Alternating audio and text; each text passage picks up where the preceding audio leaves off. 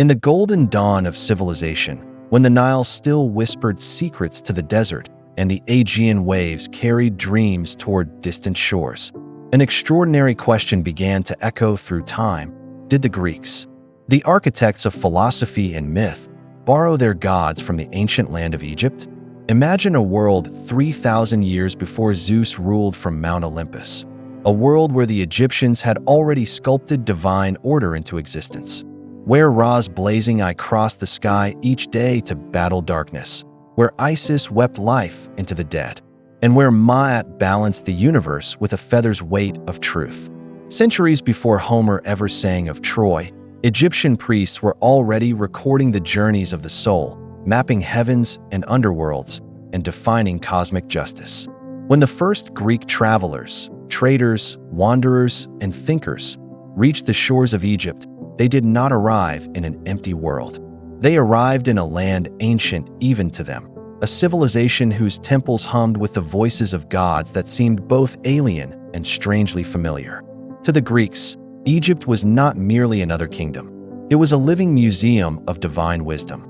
Herodotus, the so-called father of history, wrote in awe that nearly every god of Greece had come from Egypt first.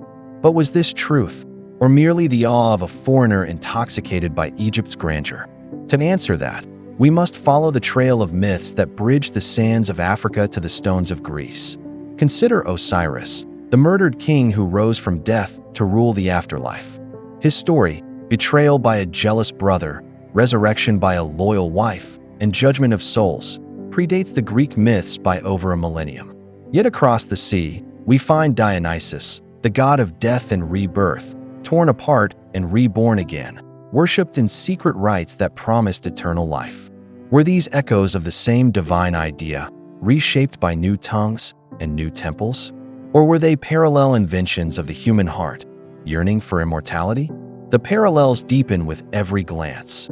Isis, the devoted mother and mistress of magic, whose tears made the Nile flood, mirrors Demeter, the goddess whose sorrow brought winter upon the earth. Both weep for a lost child, Horus for Isis, Persephone for Demeter, and both embody the eternal cycle of loss and return, death and life. Even Thoth, the ibis-headed god of wisdom, has his Greek twin in Hermes, messenger of the gods, patron of scribes, and guide of souls. These are not shallow similarities. They are patterns that run through the veins of mythology like shared blood. And indeed, blood may be the right metaphor, for cultures mix and mingle like families, carrying fragments of memory through generations. Around 700 BCE, as Greek colonies spread across the Mediterranean, contact with Egypt intensified. Greek merchants traded olive oil and wine for papyrus and gold. Greek scholars studied in Egyptian temples, learning geometry, astronomy, and medicine from priests who claimed to speak with the gods themselves. Among these seekers was Solon, who, according to Plato, heard from Egyptian priests the story of a mighty lost civilization, Atlantis. Centuries later, Plato's dialogues would immortalize that tale, one that may itself have sprung from older Egyptian legends of cataclysms and divine punishment. Egypt was the library of the ancient world, and Greece became its eloquent storyteller. But the story is not of theft, it is of transformation. When the Greeks encountered the Egyptian pantheon, they did not merely copy. They translated.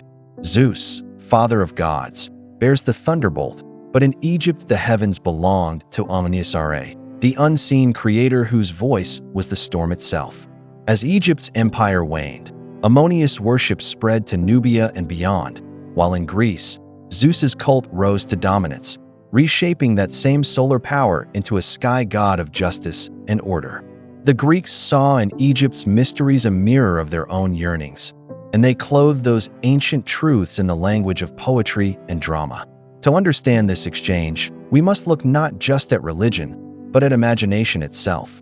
The Greeks revered beauty, reason, and form. They built temples open to light, gods sculpted in human perfection, myths that mirrored moral choices. The Egyptians, by contrast, worshipped eternity. Their temples enclosed shadow and silence. Their gods wore animal heads, symbols of cosmic forces beyond human reason.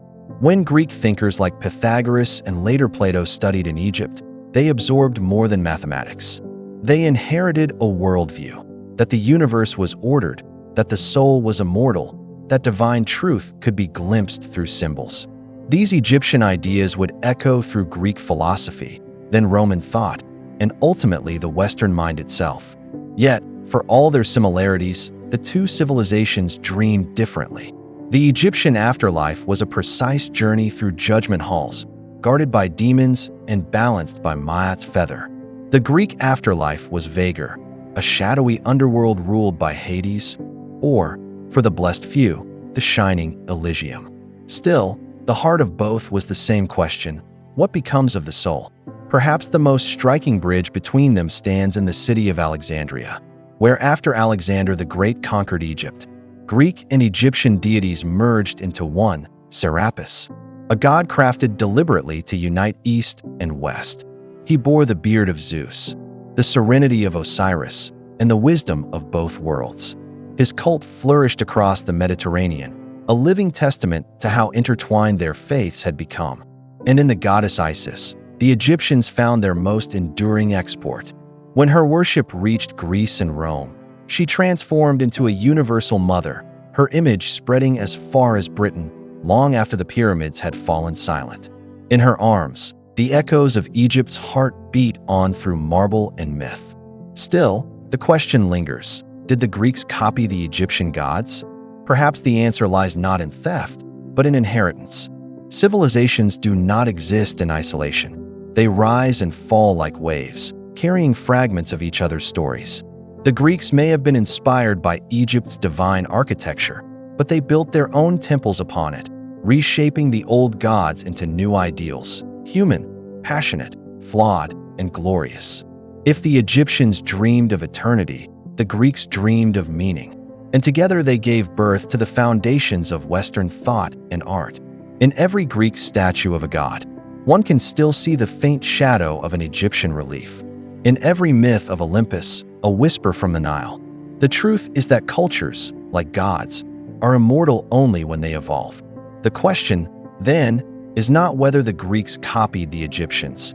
It is whether humanity has ever truly created anything alone. Each myth, each god, each story is a reflection of the same eternal search to understand our place in the cosmos, to bridge the mortal and the divine. As the sun sets over the Nile and rises over the Aegean, one light becomes another, not stolen, but shared, burning across time to remind us that civilization itself is a chain of inspiration, linking the hearts of all who dared to imagine the gods.